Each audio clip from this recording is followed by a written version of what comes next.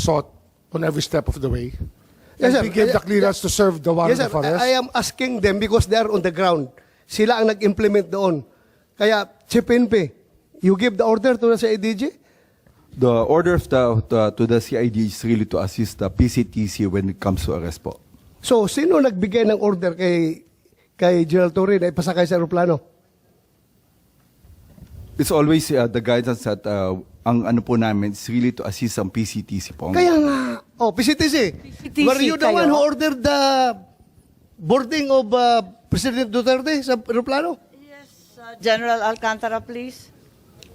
Mr. Senator, Madam Chair, I've said from time to time that my mandate is to coordinate our law enforcement agencies to comply with the requirement of the Interpol. Correct. I believe you, sir. Coordination ka lang.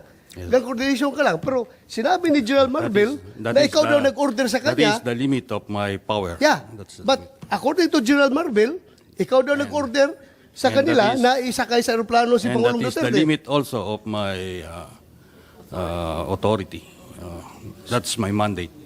To My have him. mandate is to coordinate, Coordinate. disseminate.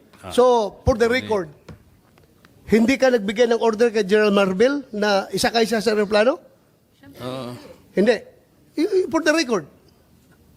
For the record, I am not the authority to order the arrest, to order the So just boarding of the plane. categorically, did you or did you not give the order to General Marvel? No. No. So, General Marvel, are you lying? Sir, I'm not lying, but I just want to have the executive privilege po regarding this matter, this Ay, operational matter. nandito na tayo eh. Executive privilege ka dyan. Bakit naging executive privilege? Kanina, bigla? sinabi mo, PCTC ang nagbigay ng order. Ngayon, mag-executive privilege ka. Kung sino-sino na tinuro mo. That's why we didn't want to attend the last hearing because this is what we were expecting, ma'am.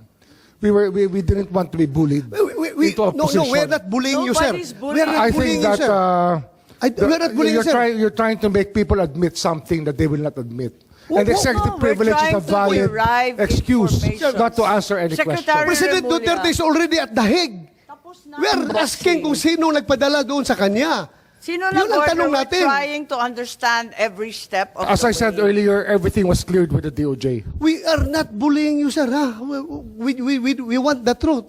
That's why if we So, sir- try to make a person admit something that should not be admitted, it means that there is something more to it, which is the clearance given by the DOJ was probably the most important part of it, to serve the warrant of arrest and to surrender the person under the law. I'm sorry, Secretary Remulla. I recall that General Torre, nagbigay siya ng interview na sinabi niya, bigyan lang ako ng eroplano. Ako nang bahala dyan. Tama po ba? Yung nabasa ko, na sinabi niyo, ako nang bahala, basta bigyan ako ng eroplano. Nabasa po namin sa media, fake news po ba yun o hindi? Kasi kailangan niyo po talaga siyang ilipad sa daigdig. General Torre, Please panoorin ninyo, nandyan, arrest him, bring him to the Hague, yun lang. Pakita lang. So paano po General binabasa Torre. inyo ni PNP Chief Marbil na how did he say that to you? Na no matter what, we need to fly the former president to the Hague and we need to implement the ICC arrest warrant. Arrest him and bring him to the Hague. Yun na. Simple as that.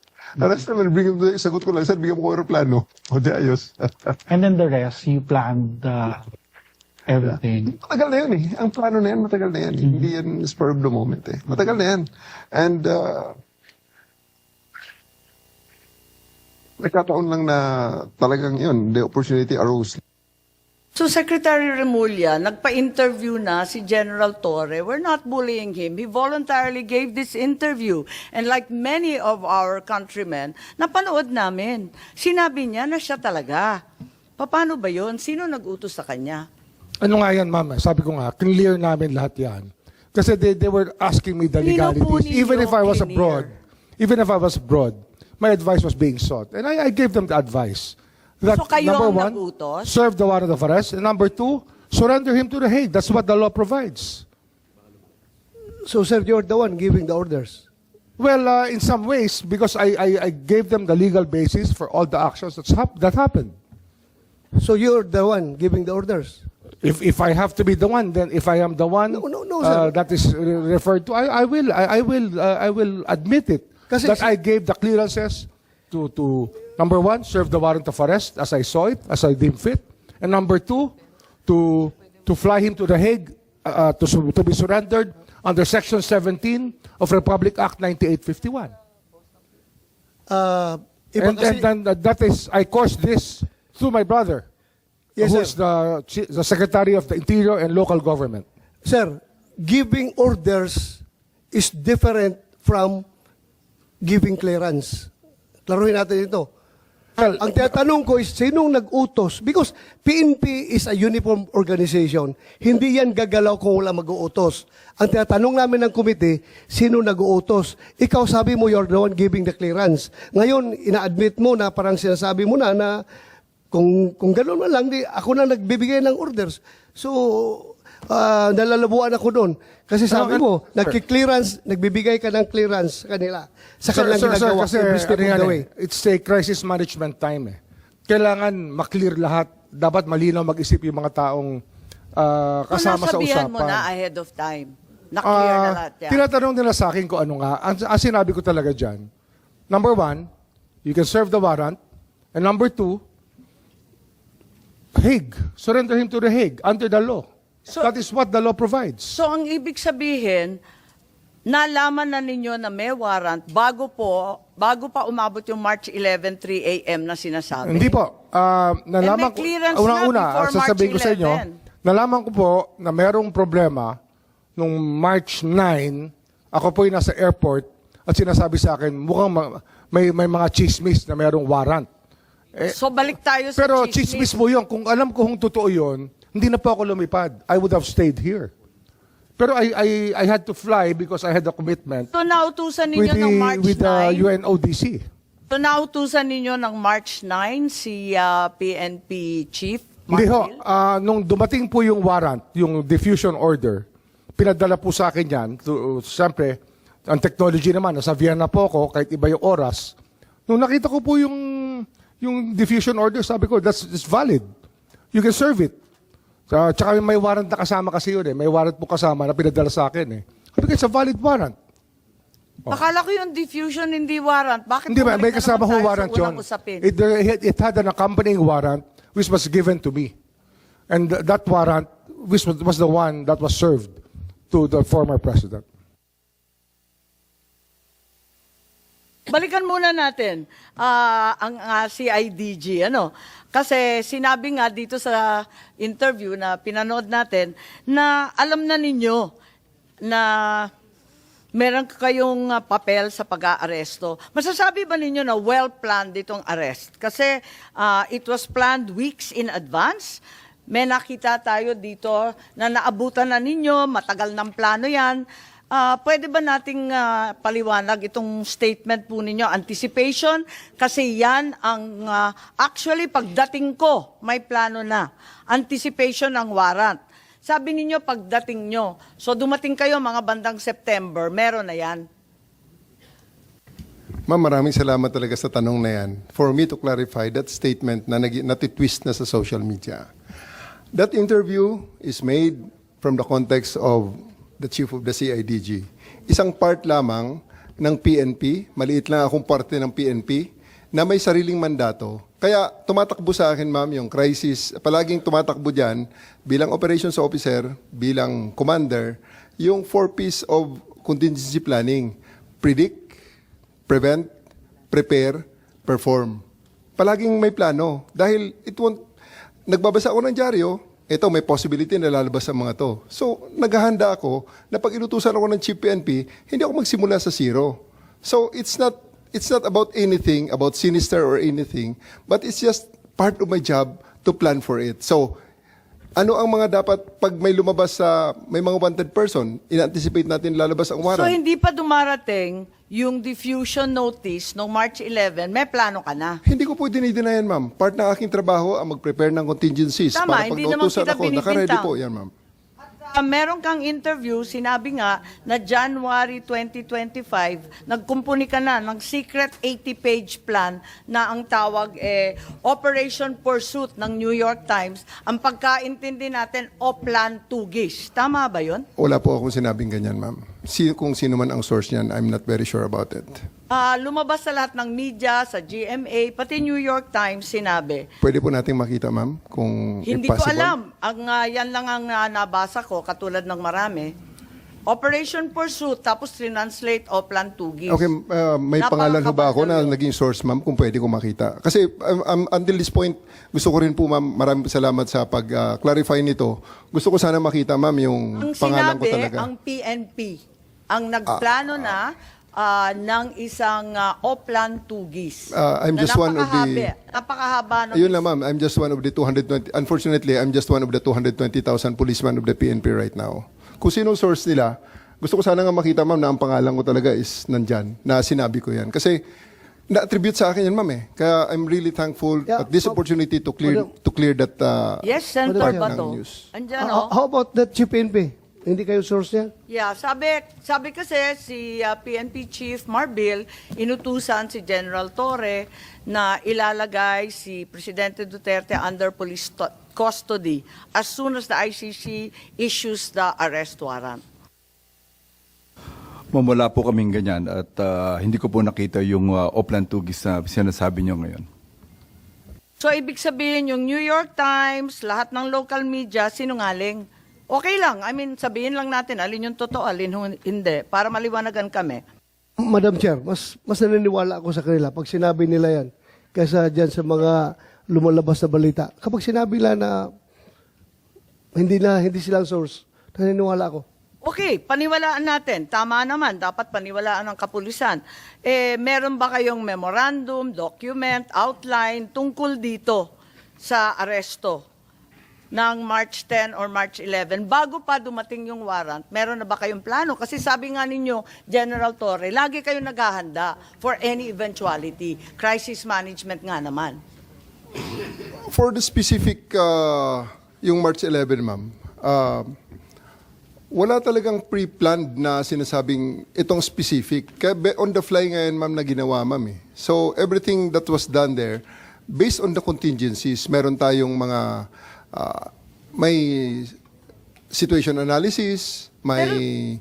Pero sinabi rin ninyo, matagal ng plano yan. Yes, ma'am. Naabutan ko na yan. Pagdating ko, meron na yan. Anticipation na kami.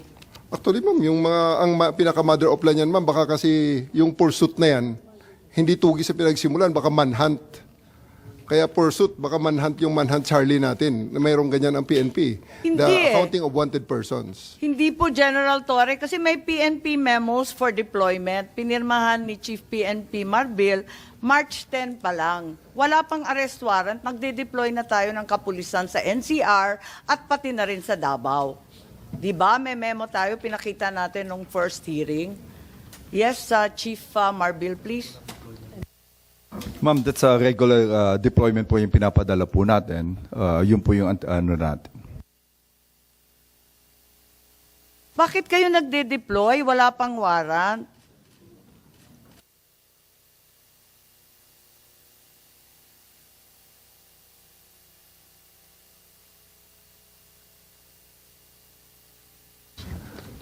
That's already part of the contingencies. Kasi hindi naman natin madi-deny na napaka-high profile ni PRRD. Ito na nga, may preparation na may probability na lalabas itong order na to. On my part, lalabas ang Pero order na to. sabi, nung unang hearing ni Secretary John Vic, na chismis lang naman, magde-deploy ka sa chismis lamang? There's really no harm in erring on the side of caution, ma'am. Palaging ganyan. Prevent after the prediction. We prevent whatever. Kaya palaging predict yan ang scanning the operational environment, threat assessments, So wala preparation, talagang IPB. plano. Pero sinabi mo, matagal ng plano yan. Alin ba talaga? The contingencies are there, ma'am. Hindi na sinasabing wala talaga kaming alam at wala kaming pinaghahandaan. May contingencies tayo, ma'am. So it's always there. So you're part of the saying that PNP. it was just general contingency planning. Yes, ma'am. No specific incident was anticipated. Although, sinabi rin ninyo, anticipation ko na yan. Pagdating ng mga... Anticipation ng warrant ng ICC. That's very specific po. Ma'am- Hindi siya generic contingency planning. Opo. Part na ho ng aking trabaho na ma'am yan, nakita ko na, sabi ko, naku, paano pag nautusan ako bigla, lumabas ang warrant at i-implement ito. Nasa Hong Kong ang ating subject. So, that's all part of the anticipation already and the So in contingency fact, there was planning. a plan. Ma'am? So in fact, there was a plan. There was a- Kasi nag-anticipate na kayo na In-adjust magkakaroon lang- ng warrant. Ina-adjust natin ang contingencies, ma'am. Ina-adjust ko ang contingencies so that pagdating ng specific na order Kayo sa lang ang akin, nagplano mag-isa sa buong PNP. I'm the head of the CIDG, ma'am. I have, Pero kayo lang ang nagplano I have ng 2,000 operation. people. I have 2,000 people under me. Sir. I understand, General. And we respect the CIDG for its outstanding track record. Kaya lang, tinatanong ko lang, kasi sinabi ninyo na iba-ibang grupo ang nagkumpune ng task force o kung ano man ang tawag doon, na iba-ibang bahagi ng PNP, hindi lang naman CIDG kasi ayaw ninyong tawagin na CIDG operation. Sino-sino pa ang kasama sa planning dito sa anticipation ng ICC warrant? Thank you very much for the praises to the CIDG, ma'am, first and foremost.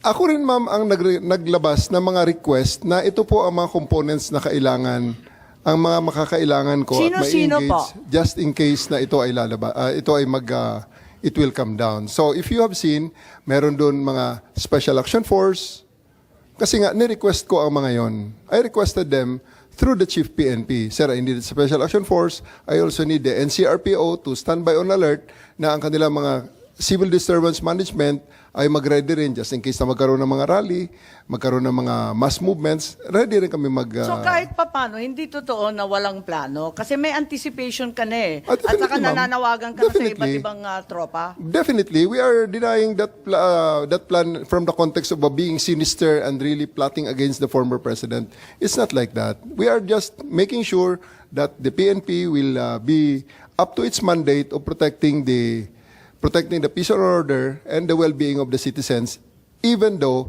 this an event as controversial as this goes down. So Chief Marbil, tama ba inauthorize ninyo na tawagan yung iba't ibang pangkat ng PNP si General Torre? Siya nang namahala ng lahat. Ma'am, ako po ang in charge po ng Philippine National Police. I just ordered General Torre to prepare. Yun po yung contingency natin. Kasi we heard from the news coming from the former president that there will be an ICC. Pero iba-iba na yung mga grupo na tinatawagan niya, hindi na si IGG lang.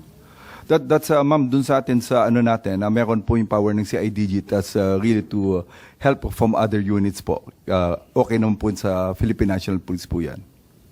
Okay, eto naman tayo sa mga nangyari doon sa Villamor na, no, sa 250th. Ano na ang nangyari doon? Gusto lang natin malaman at itatanong kung ano nangyari dahil nandito na tayo, no? Umabot na tayo sa Villamor. Was there a time na may binantaan ka o tinakot o pinagsabihan kung sino man doon? At the end of the day, ma'am, everything that happened in the 250th wing is for the purpose of bringing the former president to the plane peacefully. So, nandun yung continuum on the application of forces. So, nandun yung pakiusap muna na ginawa namin simula pa nang siya ay ma-take into custody up to nang isasakay na siya. So, continuum forces. Pakiusap and everything, and kailangan there's always a time to tell them that... Parang hindi na pakiusap ang nangyari. Yes, ma'am. Kasi inaresto na ninyo si Attorney Medialdeo, sabi ninyo, obstruction of justice, tama? Force continuum, ma'am. At Na hindi sinabi nadala rin sa ninyo pakiusap. dun sa last hearing natin, under oath, sinabi naman ninyo na talagang hinandcuff ninyo at binasahan na ninyo ng Miranda. Because tama? on the force continuum, ma'am, pataas ang application of force. Pinakiusap ko, 10 oras na nakikiusap, hindi masunod, and alas 12 na, mag-alas 10 na, lilipad ng aeroplano, Pero teka, in-elevate ko ng konti. So, I nandidiin became ka forceful na. at that time. Okay. Pero ang tanong, bakit inaresto? May paghadlang ba sa proseso ng batas? May tunay ba na obstruction of justice? May panahon ba na pinigilan ni E.S. Medialdea kung sino man testigo na magsalita? Binago ba niya? Sinira ba niya yung mga dokumento? Tinago ba niya ang makakatakas na suspect? Lahat ng obstruction of justice, may pekeng pangalan ba na binigay? Pinagtatanggal niya na paglitis ng isang krimen, lahat ba yun? Talagang obstruction of justice. Alin bahagi dyan ng obstruction? Ang specific po ng ginawa ni E.S. Medialdea para siya ay aking arestuhin sa obstruction of justice, he prevented me from taking physical custody of President Duterte so that he can be boarded on the bus that will bring him on the plane. Yun na, ma'am. Kaya part yun, I read him his right. Kaya pataas na pataas, ma'am, ang level ng... So talaga ni... How did he prevent you? Kasi ang nakita ko naman, naglagay lang naman siya ng upuan dun para upuan ng dating Pangulo. He is placing himself between me and the former president, ma'am. Umarang siya. Kaya ba niyang harangan yon? Daan-daan pulis ang kasama mo? Ako, ma'am, ang personal na hinarang niya, which is kailangan ko siyang alisin so that I can actually order my men to take custody of the former president and bring him to The Hague. Ang dami-dami po ninyo. May kakayahan ba o kapangyarihan si E.S. Medialdea na hadlangan ka at yung libo-libong kapulisan na dalhin si PRRD sa Hague? Yes, ma'am. Kasi nung nandun siya, hindi namin nagawa. Pero inaresto ko siya, nagawa namin, ma'am. Tama ba yun? Klaro ba kayo na ang ginawa lang, ang sinabi nyo sa last hearing, ang sabi ninyo, he was blocking my way, preventing us. He placed another chair at the side of the president for the former president to sit. Yun lang, naglagay lang ng upuan. Obstruction of justice na ba yan? Opo, ma'am. Kasi, ma'am, kung hindi siya umalis doon, hindi namin talaga maisakay sa bus si former president. Kaya nga, Dahil lang